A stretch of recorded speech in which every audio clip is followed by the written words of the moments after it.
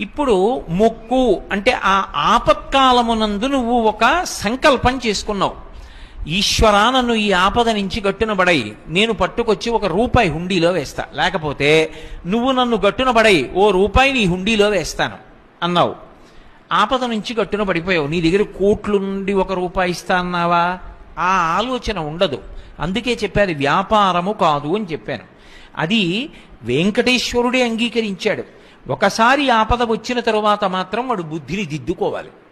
ఇప్పుడు మొక్కు తీర్చుకొనుట అన్న మాటకు అర్థం ఏమిటంటే, నేను ₹1 స్వామివారి హుండీలో వేస్తాను అని చెప్పాను.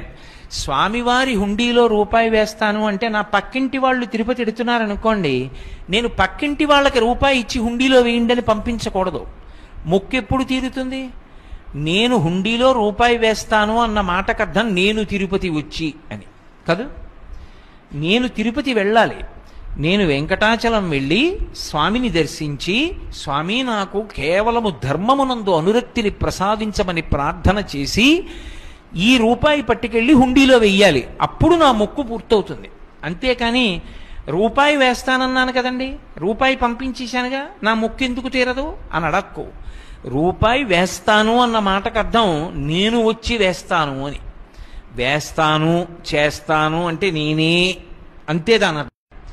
ఇప్పుడు మొక్కు అంటే ఆ ఆపత్కాలమునందు నువ్వు ఒక సంకల్పం చేసుకున్నావు. ఈశ్వరా, నన్ను ఈ ఆపద నుంచి గట్టునబడై, నేను పట్టుకొచ్చి ₹1 హుండీలో వేస్తా, లేకపోతే నువ్వు నన్ను గట్టునబడై ₹1 నీ హుండీలో వేస్తాను అన్నావు. ఆపద నుంచి గట్టున పడిపోయావు. నీ దగ్గర కోట్ల నుండి ₹1 ఇస్తా అన్నావా? ఆ ఆలోచన ఉండదు. అందుకే చెప్పారు వ్యాపారము కాదు అని చెప్పాను. అది వెంకటేశ్వరుడే అంగీకరించాడు. ఒకసారి ఆపద వచ్చిన తరువాత మాత్రం వాడు బుద్ధిని దిద్దుకోవాలి. ఇప్పుడు మొక్కు తీర్చుకొనుట అన్న మాటకు అర్థం ఏమిటంటే, నేను ₹1 స్వామివారి హుండీలో వేస్తాను అని చెప్పాను. స్వామివారి హుండీలో ₹1 వేస్తాను అంటే నా పక్కింటి వాళ్ళు తిరుపతి ఎడుతున్నారనుకోండి, నేను పక్కింటి వాళ్ళకి ₹1 ఇచ్చి హుండీలో వేయండి అని పంపించకూడదు. మొక్కు ఎప్పుడు తీరుతుంది? నేను హుండీలో ₹1 వేస్తాను అన్న మాటకు అర్థం నేను తిరుపతి వచ్చి అని కాదు. నేను తిరుపతి వెళ్ళాలి. నేను వెంకటాచలం వెళ్ళి స్వామిని దర్శించి, స్వామి నాకు కేవలము ధర్మమునందు అనురక్తిని ప్రసాదించమని ప్రార్థన చేసి ఈ ₹1 పట్టుకెళ్ళి హుండీలో వెయ్యాలి. అప్పుడు నా మొక్కు పూర్తవుతుంది.